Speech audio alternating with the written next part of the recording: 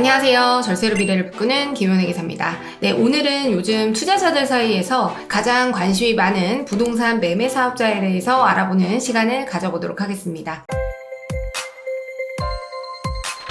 최근 조정 대상 지역이 순차적으로 해제가 되면서 부동산 매매 사업자에 대한 관심이 날로 증가하고 있는데요. 오늘 말씀드릴 부분은 매매 사업자 중에서 개인 사업자에 대해서 말씀을 드려보도록 하겠습니다. 매매 사업자의 경우에는 이제 부동산 양도차익에 대해서 양도세로 과세가 되는 것이 아니라 사업소득으로 보아서 종합소득세 신고를 하는 사업자에 해당이 됩니다. 양도소득의 경우에는 보통 이제 2년 미만의 경우에 부동산을 양도하게 되면 양도차익에 대해서 토지와 건물은 이제 1년 미만이면 50%, 1년 이상 2년 미만이면 40%이고요. 주택이라든가 조합원 입주권, 그리고 분양권의 경우에는 1년 미만은 70%, 1년 이상 2년 미만은 60%라고 하는 일률적인 단기세율을 적용하게 되는데요. 부동산 매매 사업자의 경우에는 2년 미만이라고 하더라도 양도차익에 대해서 이러한 단기세율을 적용하지 않고 일반적인 종합소득세 세율인 6에서 45%의 세율이 적용되기 때문에 이 부동산 단타를 하는 투자자 입장에서는 절대적으로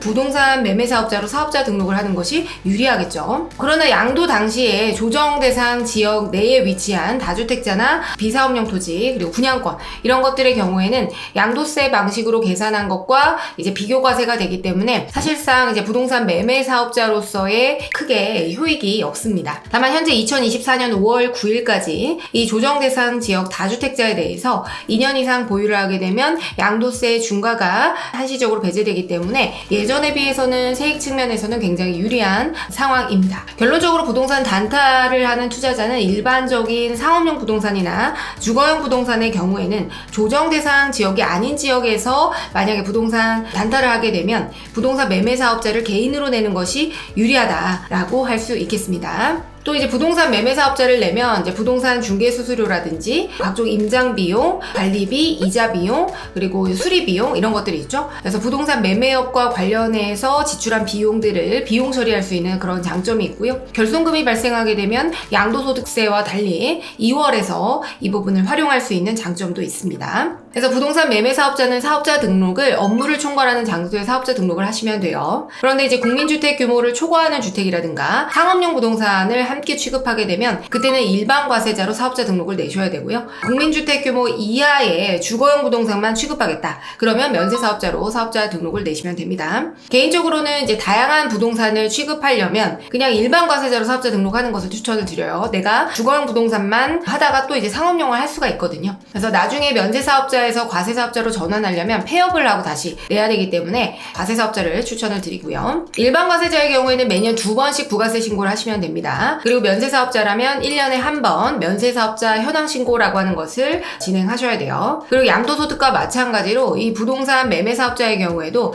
부동산을 양도하게 되면 양도일이 속하는 달의 말일로부터 2개월 이내에 이 부동산 매매에 따른 예정 신고를 진행하셔야 돼요. 나는 매매 사업자니까 나중에 그냥 종합소득세 신고할 때 한꺼번에 내면 되지 이렇게 생각을 하셨다가 가산세를 추징받게 됩니다. 사업자 등록은 근데 잘 해두시는데 이런 신고 의무들을 잘 이행을 하지 않으세요. 그렇게 되면 이제 사업자를 내놨다고 해서 무조건 사업성이 있다 이렇게 인정받는 것은 아닙니다. 특히 이제 매매 사업자를 내고 나서 거주용 주택에 대해서 이제 거주주택 비과세를 받고자 하는 경우가 있잖아요. 이때 이제 거주주택에 대해서 비과세를 받으려면 거주주택 이외의 다른 부동산들이 사업용 자산이다라고 하는 것을 납세자가 세무서에 입증해야 됩니다. 보통 이제 6개월 동안 매수 1회 그리고 매도 2회면 부동산 매매업으로 무조건 인정받을 수 있는 거 아닌가요? 라고 이렇게들 많이 말씀을 주시는데요. 이거는 그냥 예시적 규정에 불과하고 세무서에서 이 규칙을 지켰다고 무조건 재고자산이라고 인정해주지는 않습니다. 그렇기 때문에 회계상 저희 같은 세무대리인을 활용해서 재무제표 작성 등을 통해서 재고자산으로 관리도 하고